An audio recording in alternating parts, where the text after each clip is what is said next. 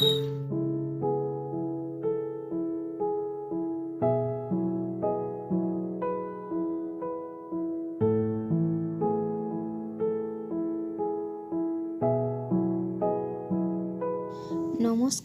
সবাইকে, কেমন আছেন সবাই?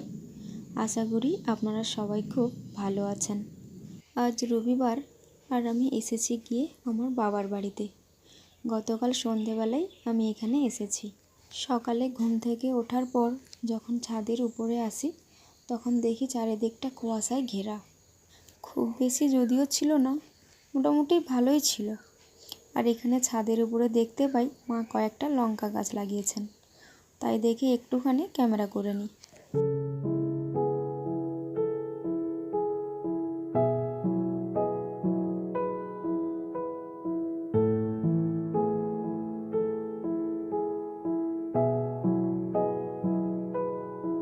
আমাদের বাড়ি থেকে বাবার বাড়ি যেহেতু খুব একটা বেশি দূরে নয়, ওই জন্য এদিকে আসলে মা বাবার সাথে দেখা করেই বাড়ি ফিরে যাই।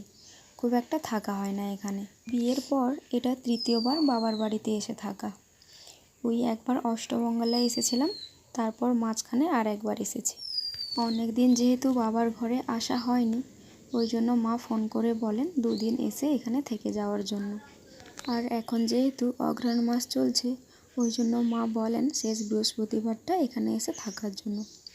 কিন্তু আমি শেষ বৃহস্পতিবারটা এখানে থাকতে পারবো না, তার কারণ আমার মা বাবা মানে শ্বশুর শাশুড়ি ওনারা এক আত্মীয়র বাড়িতে নিমন্ত্রণে যাবেন। ওই জন্য আমি বুধবার দিনই চলে যাব।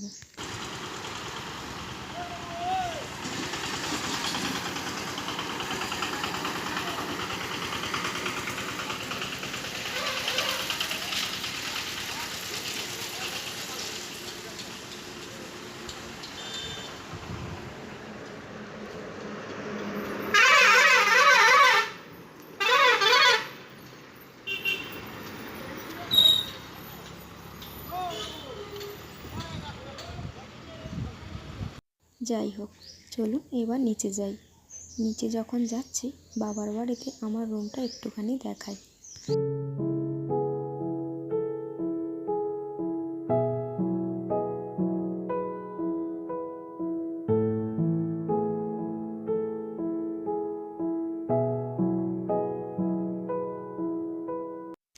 বাবার বাড়িতে আমার রুমের সামনে বারান্দা আছে।